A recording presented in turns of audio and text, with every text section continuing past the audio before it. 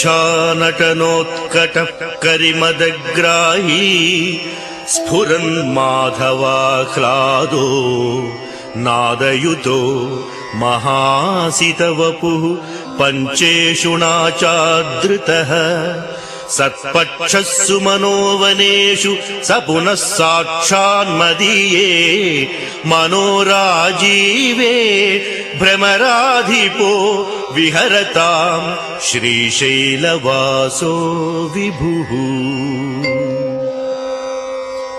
कारुण्यामृतवर्षिणम् घनविपद्ग्रीष्मच्चिदाकर्मठम् विद्यासस्य फलोदयाय सुमनः संसेव्यमिच्छाकृतिम् नृत्यद्भक्तमयूरमद्रिनिलयम् चञ्चज्जटामण्डलम् शम्भो वाञ्छति नीलकन्धर सदा त्वाम् मे मनश्चातकः। आकाशेन शिखी समस्तफणिनाम् नेत्राकलापी नतानुग्राहि प्रणवोपदेशनिनदैः केकीति योगीयते श्यामाम् शैलसमुद्भवाम् घनरुचिम् दृष्ट्वा नटन्तम् मुदा वेदान्तोपवने विहाररसिकम् तम् नीलकण्ठम् भजे। सन्ध्याघर्मदिनात्ययो हरिकराघातप्रभूतानकध्वानो वारिदगर्जितम् दिविशदाम् दृष्टिच्चका चञ्चला भक्तानाम् परितोषबाष्पविततिर्वृष्टिर्मयूरी शिवा यस्मिन्नुज्ज्वलताण्डवम् विजयते तम् नीलकण्ठम् भजे। आद्यायामित तेजसे श्रुतिपदैर्वेद्याय साध्यायते विद्यानन्दमयात्मने त्रिजगतः संरक्षणोद्योगिने ध्येयायाखिलयोगिभिः सुरगणैर्गेयाय मायाविने सम्यक् ताण्डव सम्भ्रमाय जटिने सेयम् नतिः शम्भवे। नित्याय त्रिगुणात्मने पुरजिते कात्यायनी श्रेयसे सत्यायादिकुटुम्बिने मुनिमनः प्रत्यक्ष चिन्मूर्तये मायासृष्टजगत्त्रयाय सकलाम्नायान्तसञ्चारिणे सायम् ताण्डव सम्भ्रमाय जटिने सेयम् नतिः शम्भवे। नित्यम् स्वोदरपोषणाय सकलानुद्दिश्य वित्ताशया व्यर्थम् पर्यटनम् करोमि भवतः सेवाम् न जाने विभो। मज्जन्मान्तरपुण्यपाकबलतस्त्वम् सर्वान्तरस्तिष्ठस्येव हितेन वा पशुपते ते रक्षणीयोऽस्म्यहम्। एको वारिजबान्धवः क्षितिनभो व्याप्तम् तमो मण्डलम् भित्त्वा लोचनगोचरोऽपि भवति त्वम् कोटिसूर्यप्रभः। वेद्यः किम् न भवस्य हो घनतरम् कीदृग्भवेन्मत्तमस्तत्सर्वम् व्यपनीय मे पशुपते साक्षात् प्रसन्नो भव। हंसः पद्मवनम् समिच्छति यथा नीलाम्बुदम् चातकः कोकः कोकनदप्रियम् प्रतिदिनम् चन्द्रम् चकोरस्तथा चेतो वाञ्छति मामकम् पशुपते चिन्मार्गमृग्यम् विभो। गौरीनाथ भवत्पदाब्जयुगलम् కైవల్య సౌఖ్యప్రదం రోధస్థోయ హృతశ్రమేణ పథికశ్చాయాంతరోర్వృష్టితః భీతః స్वस्थగృహం గృహస్థమతిథిర్దీనః ప్రభుం ధార్మికం దీపం సంతమసాకులశ్చ శిఖినం శీతావృతస్త్వం తథా చేతః సర్వభయాపహం వ్రజ సుఖం శంభో పదాంభోరుహం.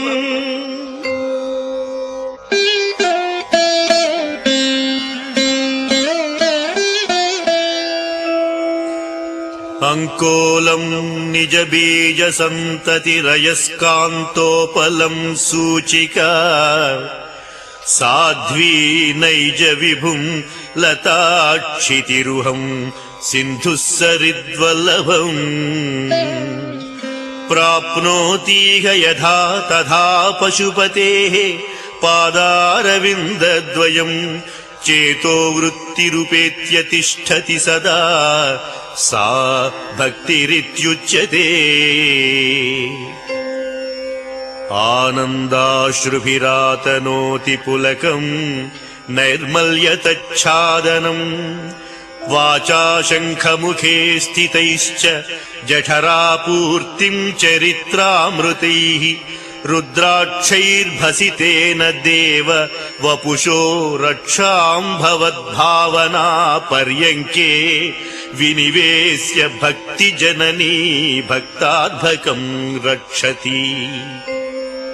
మార్గావర్తిత పాదుకా పశుపతేరంగస్య కూర్చాయతే గండూషాంబునిశేషనం పురరిపోర్దివ్యాభిషేకాయతే కించిద్భక్షిత మాంసశేషకబలం నవ్యోపహారాయతే భక్తిః కిం న కరోత్యహో వనచరో భక్తావతంసాయతే. వక్షస్థాడనమస్తకస్య కఠినాపస్మార సమ్మర్దనం భూభృత్పర్యటనం నమత్సురశిరః కోటీర సంఘర్షణం కర్మేదం మృదులస్య తావక పదద్వంద్వస్య కిం వోచితం మచ్చేతో మణిపాదుకా విహరణం శంభో సదాంగీకురు. వక్షస్థాడన శంకయా విచలితో వైవస్వతో నిర్జరా కోటీరోజ్వల రత్నదీపకలిగా నీరాజనం కుర్వతే దృష్ట్వా ముక్తివధూస్తనోతి నిభృతాశ్లేషం భవానీపతే యచ్చేతస్తవ పాదపద్మభజనం తస్యేహ కిం దుర్లభం. క్రీడార్థం సృజసి ప్రపంచమఖిలం క్రీడామృగాస్తే జనాః యత్కర్మాచరితం మయా చ భవతః ప్రీత్యై భవత్యేవ తత్. శంభో స్వస్య కుతూహలస్య కరణం మచ్చేష్టితం నిశ్చితం తస్మాన్ మామకరక్షణం పశుపతే కర్తవ్యమేవ త్వయా. బహువిధ పరితోష బాష్పూర స్ఫుట పులకాంకిత చారు భోగ భూమిన్ చిరపద ఫలకాంక్షీ సేవ్యమానాం పరమ సదాశివ భావనాం ప్రపద్యే.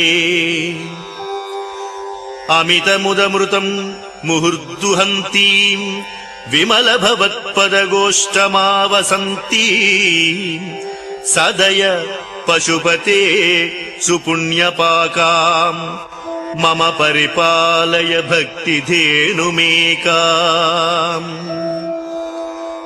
జడతా పశుతా కలంకితా కుటిలచరత్వం చ నాస్తి మయి దేవ అస్తి యది రాజమౌళే భవదాభరణస్య నాస్మి కిం పాత్రం.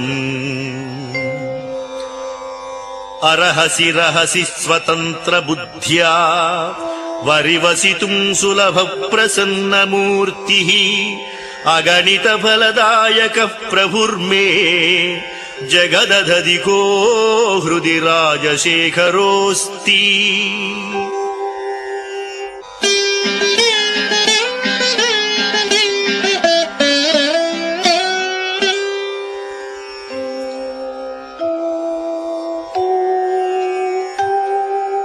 आरूढ भक्ति गुण कुञ्चित भाव चापयुक्तैः शिवस्मरण बाणगणैरमोघैः निर्जित्य किल्बिषवृपून् विजयी सुधीन्द्रः सानन्दमावहति सुस्थिर राजलक्ष्मीम्। ध्यानाञ्जनेन समवेक्ष्य तमः प्रदेशम् भित्त्वा महाबलिभिरीश्वर नाम मन्त्रैः दिव्याश्रितम् भुजगभूषणमुद्वहन्ति ये पादपद्ममिह ते शिवः ते कृतार्थाः। भूदारतामुदवहद्यदपेक्षया श्रीभूदार एव किमतः सुमते लभस्व।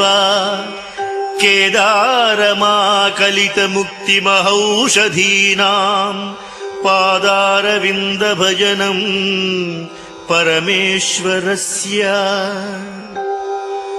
आशापाशक्लेश दुर्वासनारिभेदोद्युक्तैर्दिव्यगन्धैरमन्दैः आशाशाटीकस्य पादारविन्दम् चेतः पेटीं वासितां मे तनोतु। कल्याणिनं सरसचित्रगतिं सवेगम् सर्वेङ्गितज्ञमनघं ध्रुवलक्षणाद्यम् चेतस्तुरङ्गमधिरुह्य चरस्मरारे नेतः समस्तजगतां वृषभाधिरूढः।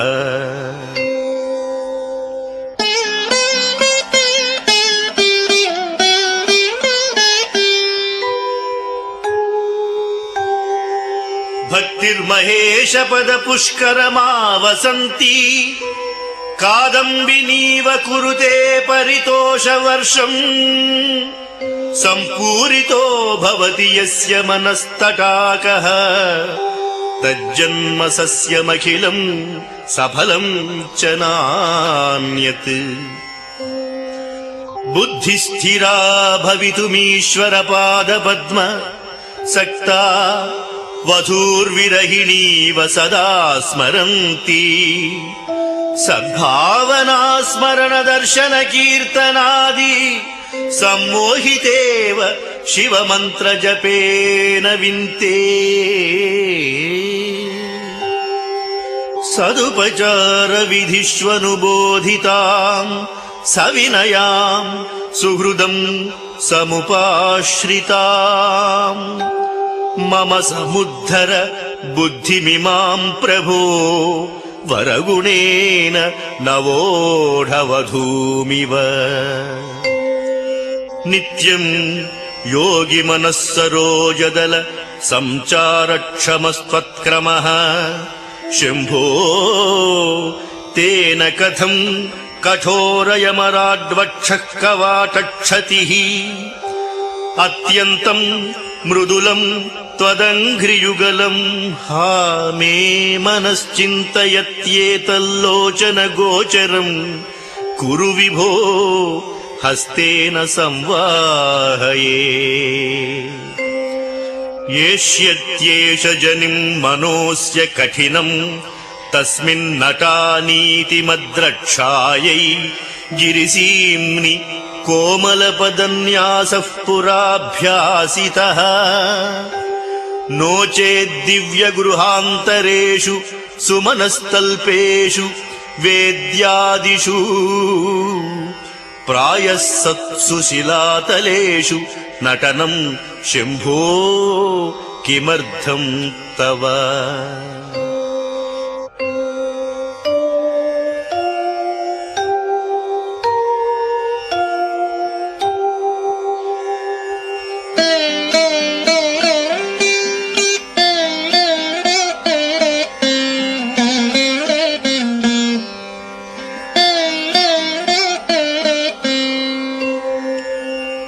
कञ्चित्कालमुमामहेश भवतः पादारविन्दार्चनैः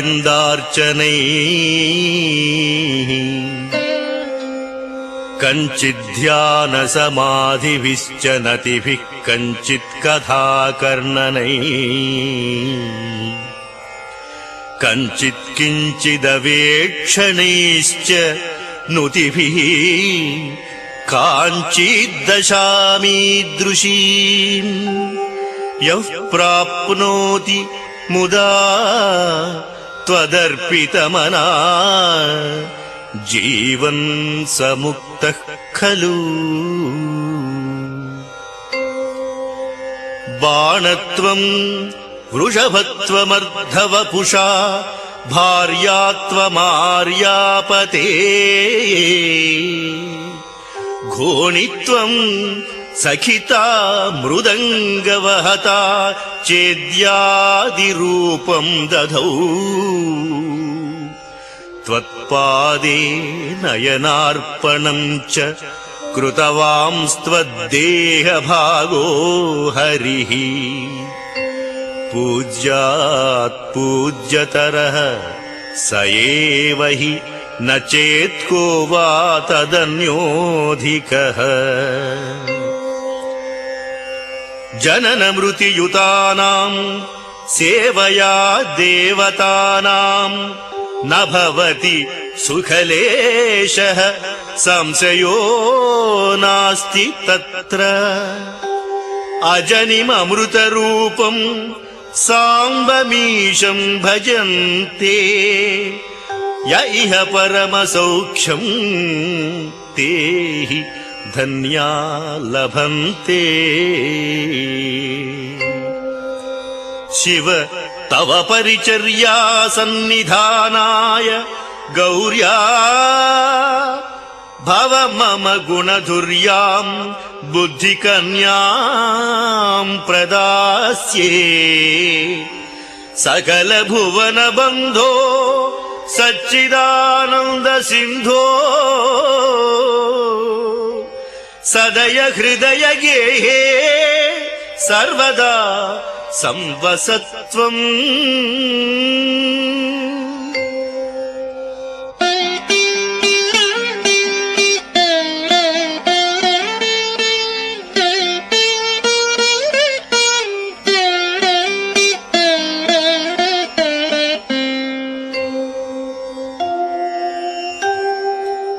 जलधिमथन दक्षो नैव पातालभेदी न च वनमृगयायां नैव लुब्धः प्रवीणः। अशनकुसुमभूषा वस्त्रमुख्यां सपर्यां कथय कथमहं ते कल्पयामीन्दुमौळे।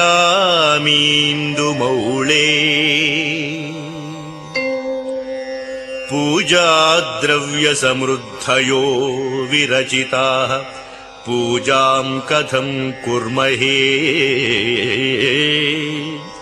पक्षित्वं न च वा किचित्वमपि न प्राप्तं मया दुर्लभम्। जाने मस्तकमङ्घ्रिपल्लवमुमा जाने न तेऽहं विभो न ज्ञातं हि पितामहेन हरिणा तत्त्वेन दद्रूपिणा।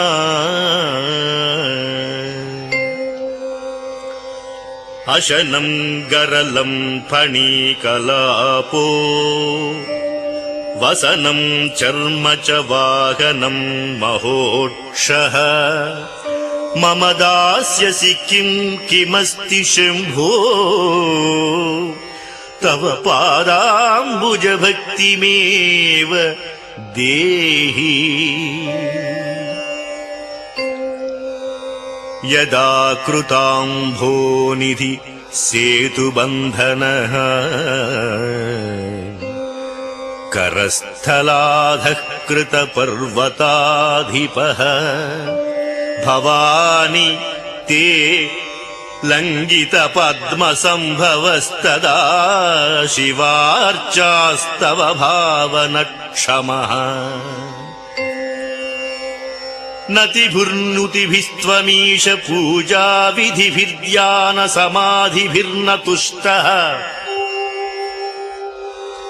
धनुषा मुसलेन चाश्मभिर्वा वदते प्रीतिकरं तथा करोमि वचसा चरितं वदामि शम्भोरहमुद्योगविधासु ते प्रसक्तः मनसाकृतिमीश्वरस्य सेवे शिरसा चैव सदाशिवं नमामि।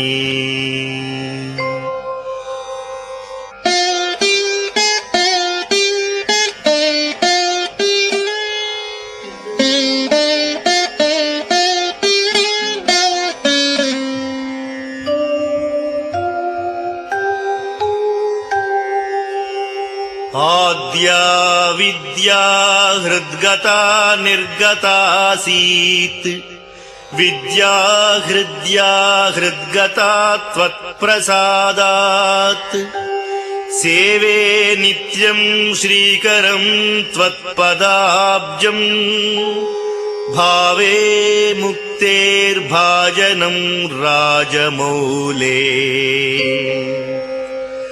दूरीकृतानि दुरितानि दुरक्षराणि दौर्भाग्यदुःखदुरहङ्कृति दुर्वचांसि सारं त्वदीयचरितं नितरां पिबन्तम् गौरीश मामिह समुद्धर सत्कटाक्षैः सोमकलाधर मौलौ कोमलघनकन्धरे महामहसी स्वामिनि गिरिजानाथे मामकहृदयं निरन्तरं रमताम् सारसना ते नयने तावेव करौ स एव कृतकृत्यः या ये यौ यो भर्गं वदतीक्षेते सदार्चतः स्मरति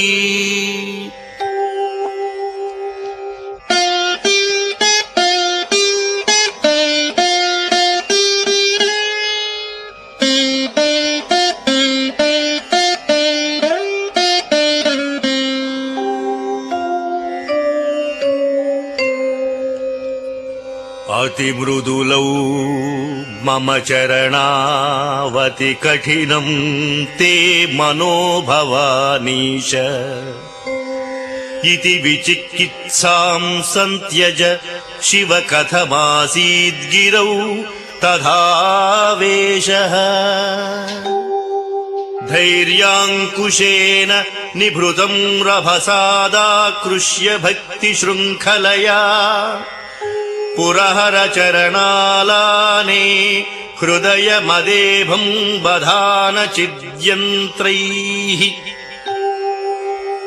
प्रचरत्यभितः प्रगल्भवृत्त्या मदवानेश मनः करीगरीयान् परिगृह्य नयेन भक्तिरज्वा परमस्थाणुपदं दृढं नयामुम्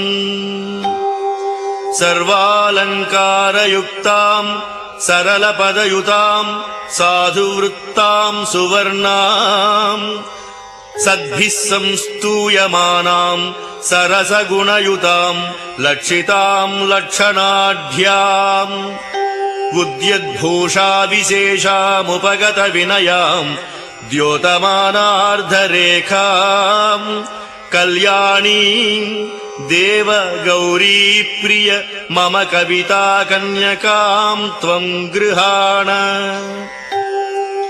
इदन्ते युक्तम् वा परमशिवकारुण्यजलधे गतौ तिर्यग्रूपम् तव पदशिरोदर्शनधिया हरिब्रह्माणौ तौ दिवि भुवि चरन्तौ श्रमयुतो कथम् शम्भो स्वामिन् कथय मम वेद्योऽसि पुरतः